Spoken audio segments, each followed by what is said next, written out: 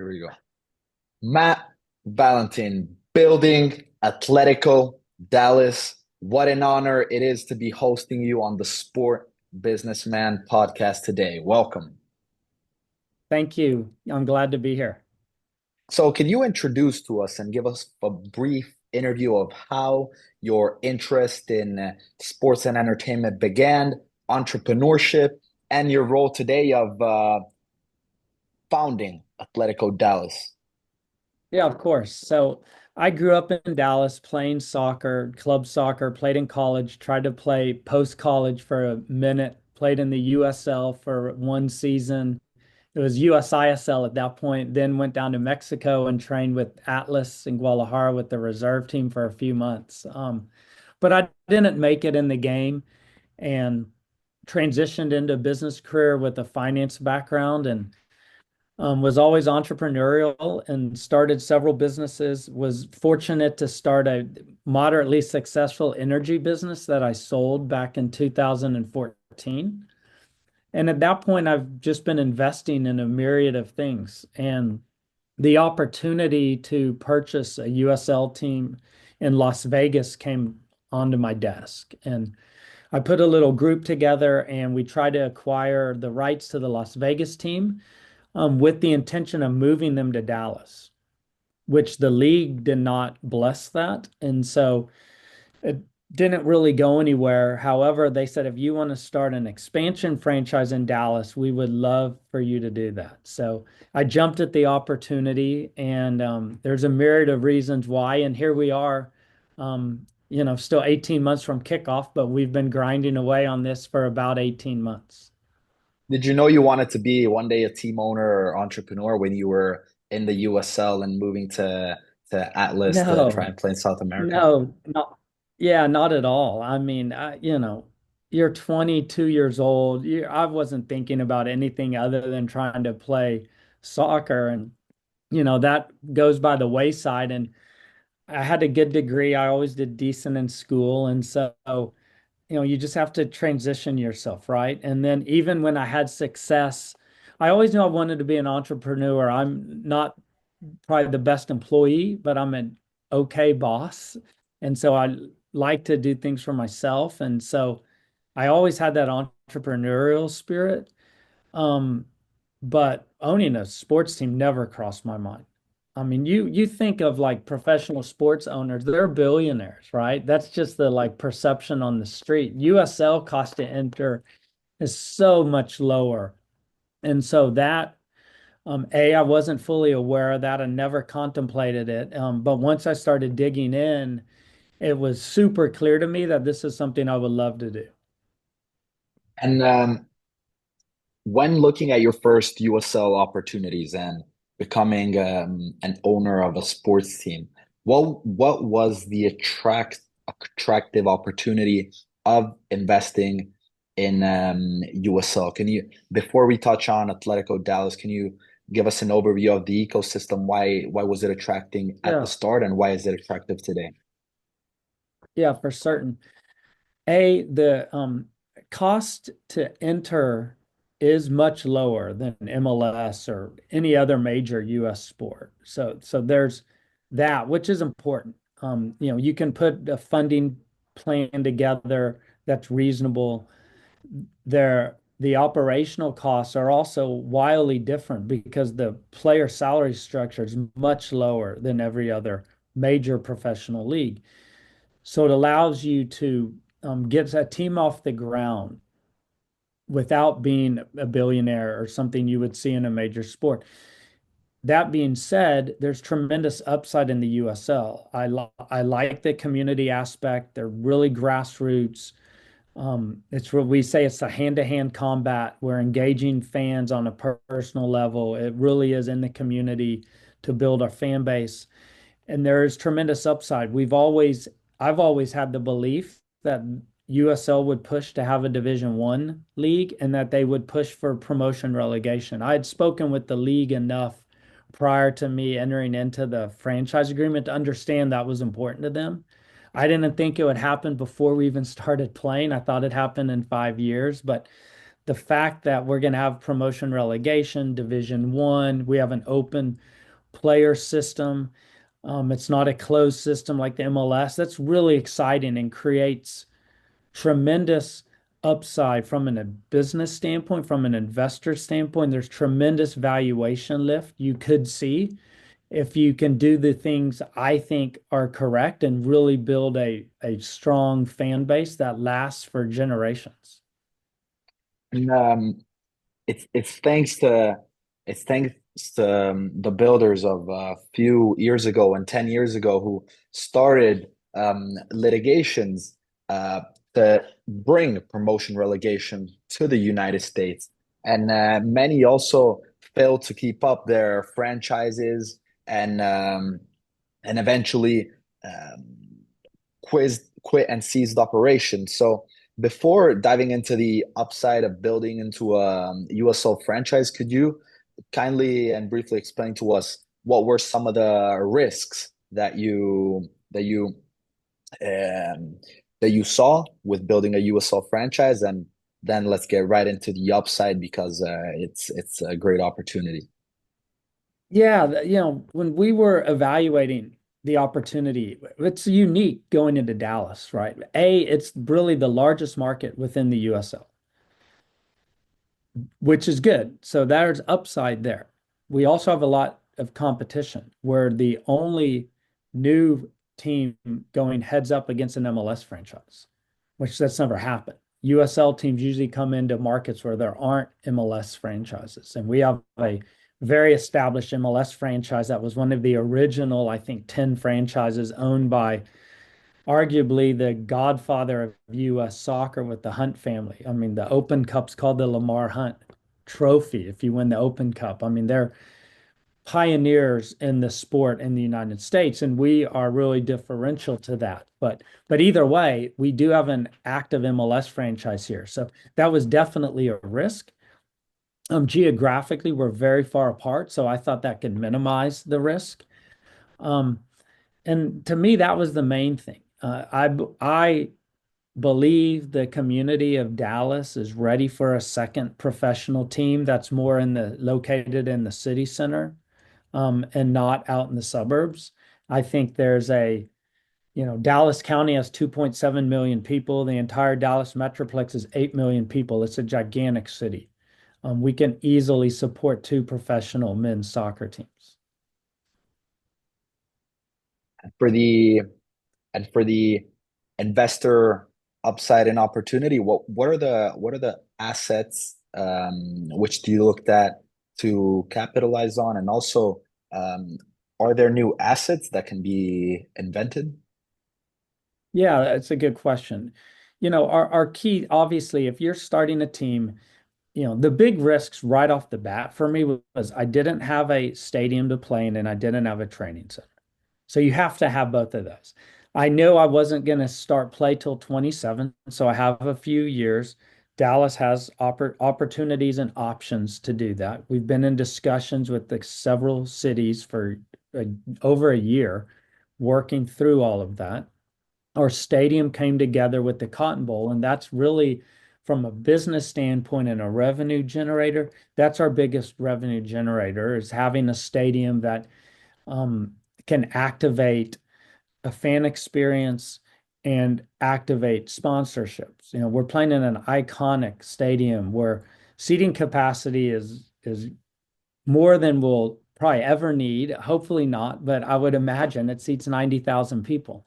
Um, so I have a capacity. I don't have any issues there. There's things we can do to make it feel more intimate and create a better game day experience that we're working through right now with the city. So that's great. It's also an iconic venue in a 270-acre park that we can activate for pre and post game. There's tremendous things we can do within Fair Park District, which is where the Cotton Bowl is located, from marches to the match, pre-game things, food trucks, events, festivals. There's tremendous marketing opportunities and revenue opportunities in and around the Cotton Bowl. So I can't stress that enough. It's an incredible opportunity for the club. So we couldn't be more excited. Secondarily, you need a training facility. Now, a training facility doesn't necessarily generate revenue. No one goes to see a professional team train. A, they're closed, and B, I don't know if people really care. So having a training facility doesn't necessarily drive people there. The the thing that's most interesting is having youth fields where you can activate through youth tournaments, youth practices, and all of a sudden you have tremendous people on a nightly basis coming to your facility. And if you can combine that with commercial real estate development around the youth fields, that's a great business endeavor. You know, many of these youth soccer complexes around the United States are far out, they're in suburban areas, and they don't have a lot of development around it, or they either can't. It's in an old industrial area that doesn't isn't really ripe for development. So finding a site where you can marry those two is critical from a business standpoint, in my opinion. That's a super interesting point. Also, no, because nobody talks about the monetizing the youth development infrastructure. It's It's a huge thing. I mean, for us, you know, we acquired a youth club and we have 2,400 players right now in our ecosystem.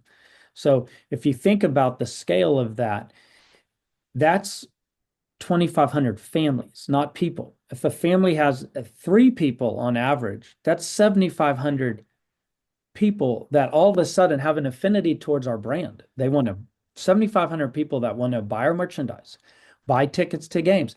Hopefully, some turn into season ticket holders. You know, I could fill up 10% of my stadium pretty easily with the small percentage of these families becoming season ticket holders. So there's a huge value, and we're making aggressive efforts to continue to grow that youth club. And then, you know, the business of youth soccer in America is very profitable, and there's a lot of people chasing those dollars. So creating fields and places to play for people to congregate, and then the associated development around that, whether it's restaurants, entertainment options, hotels, those are all good business endeavors that we can leverage our youth club scale to benefit us at the end of the day. And if the team owns a piece of that, it just continues to benefit the team, which allows me to then pay more for player salaries and put a better product on the field. And it's a positive cycle that I think we can create. so to engage the youth, it's to engage also the families that bring them to the stadium, and Absolutely. to engage the adult in Dallas that is interested in soccer, is somewhat of a soccer fan, but is close to becoming a Atletico Dallas fan. How do you make him a Dallas fan? Yeah, we're working on that right now. You know, for me, my background's finance and capital raising. It's not marketing. And so I've hired really what I believe to be a fantastic marketing team. And I think our social media and marketing and branding's really been fantastic and on point. And we've been able to keep a very consistent message. You know, I believe, because I'm a huge soccer fan, and I don't go to FC Dallas games. I've been to three in my life, and I've been here since they started in 95. So it's been almost 30 years. I've been to three games. And it's not a function of I don't like FC Dallas. That's not true. I root for them, I follow them. But their stadium is 38 miles away from downtown Dallas, which is near where I live. And with traffic, that's an hour at least. And there's not public transportation out there. And so I just don't go. And that's where they chose to be located. It's fine. There's once again, I said 2.7 million people in Dallas County. FC Dallas is not in Dallas County. They're in Collin County, which is a really northern suburb. We have a huge market of people that just don't go up there because it's difficult to get to.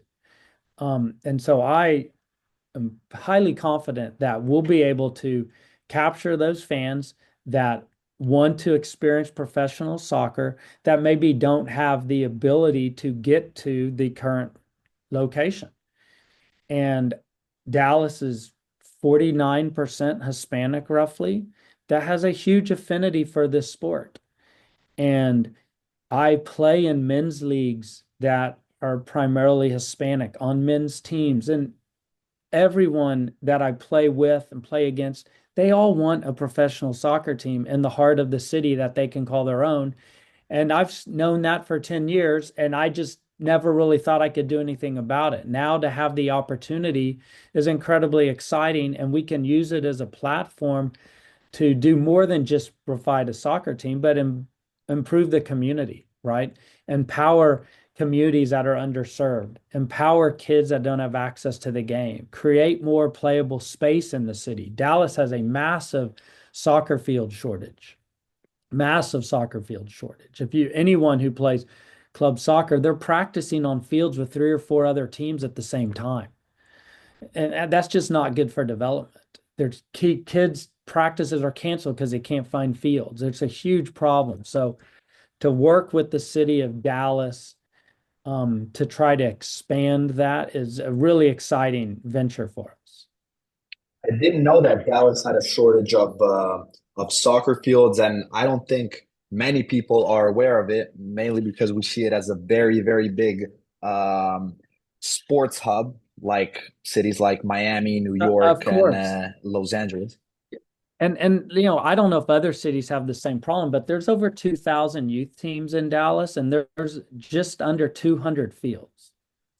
That's just the math doesn't work. And so and it's not just fields. We want to create more playable space, whether it's street soccer courts, futsal courts. We just want to grow the game, honestly, and give access to people that maybe can't access it. So we just briefly mentioned it, but about growing the sport, about providing for underserved communities. We mentioned about engaging the youth development, the families to come to the games. How we're gonna get how Atletico Dallas is gonna engage the fan who's a soccer fan, but is gonna be transformed into an Atletico Dallas soccer fan. Now, what is the value proposition that's shared to investors to embark on the journey of growing the sport and building the vision that you plan for the first professional soccer team in Dallas?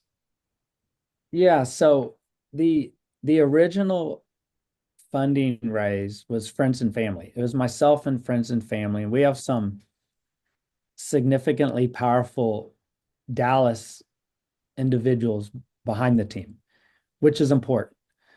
Um, and our collective investor net worth is, and starts with a B. So we have a powerful, largely connected, well capitalized backing, which is fantastic. The value proposition is what I've sold is that there is a massive market for this opportunity. And the the game is growing in Dallas. We're going to host 9 World Cup games. It's the most World Cup games of any city and for this World Cup in 26. The International Broadcast Center is going to be based in Dallas. There's going to be tremendous presence here. And we kick off right after that. We're going to have a big marketing push through that. We believe there's going to be the new fan generation and or kind of increased people that are already fans, increase interest in the sport, especially around the city center. It's a large young population. Soccer in America, that demographic skews way younger than every other professional sport. It's a much, much younger demographic. That interest in the game, we believe, is going to grow, and we're going to have an accessible experience. Our stadium's 1.2 miles from downtown. There's a large area called Uptown with a lot of young professionals. That's about 3 miles from our stadium. It's very close. There's public transportation right to the door, and we're going to have an affordable option. We'll have ticket prices, just below $20. up to maybe $60. We haven't settled on pricing, but it is not going to be $100 plus ticket. We're just not going to do it. We're going to have well-priced concessions. We're not going to sell a $15 beer. We're just not, which you see in other stadiums. We want to sell a $5 beer. We want to sell a $2 hot dog. We want to make it accessible and affordable. And that goes from our kits to our tickets to our concessions. So we think we can make a really compelling entertainment option for people in Dallas. And if you love the sport, we're an easy ticket to go get. And if you're new to the sport, we're also affordable. And I'm hoping that our game day experience is such that if someone comes to the game, they can fall in love with the sport just like I did when I was a boy. What an incredible story, man. Uh, Thanks. What an incredible story, Matt. And to be honest, we discussed the assets that are in place that you're building, the fan journey, the stadium and infrastructure development, the value proposition for bringing investors who are also professional athletes and used to be professional athletes for what's being built in Dallas. This is a very, very, very important conversation for building a community asset and also a commercial platform for the growth of the sport in Dallas. And are you looking also in the future to talent development opportunities with by partnering with important professional sports teams in the European ecosystem? That thing, funny you asked me that. About 5 minutes before we started this call, I got a um, WhatsApp message from an agent in Germany that I know that just asked me, would you, there's been some discussion about the Dallas market. I know you started this team. Would you be interested in coming over and visiting with some professional clubs to create partnerships? I mean, I literally just received that 5 minutes ago. So we've thought about it, of course. I have some connections in Germany. My son played there when he was 14 and 15 years old at an academy, and we had someone helping us there. And so I have some relationships there. The league, USL, is very supportive of that and has tremendous connections across the world with other clubs. I'm friendly with an owner in Liga MX, an owner of a team in La Liga. So yeah, we're absolutely thinking about partnering. We want to be very thoughtful about it. You know, we're in a huge market and there's a tremendous amount of talent generation out of Dallas. You know, Chris Richards, starting center back for the US, is from Dallas. Weston McKennie, starting midfielder for the US national team, is from Dallas. I mean, there the list goes on and on. Clint Dempsey, who's great, arguably the greatest American player ever, has played in Dallas growing up. So tremendous talent comes out of this market. We know that, clubs around the United States knows that, and I think there's, you know, some international teams that are aware of that as well. So we'll figure out the right path. We just don't have one yet.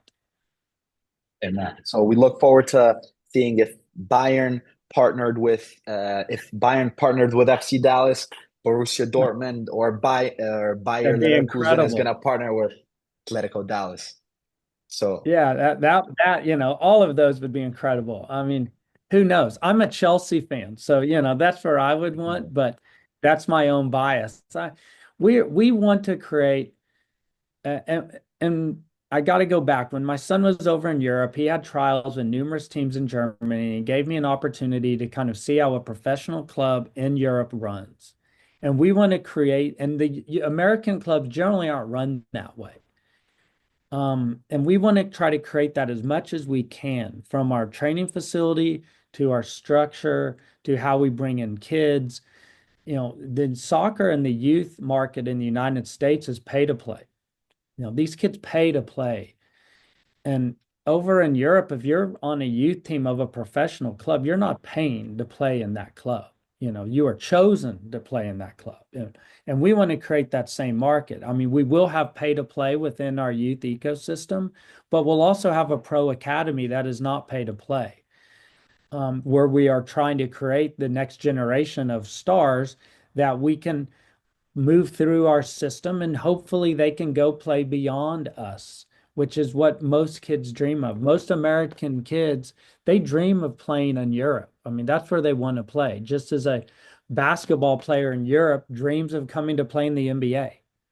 So, we want to provide that platform. We want to provide the facilities, the training, the nutrition, the education, the tactical training to see players develop from Dallas communities all the way through the system. And it'd be the most amazing thing to see one of our players one day donning a jersey of a large European team or the U.S. national team. It'd be incredible.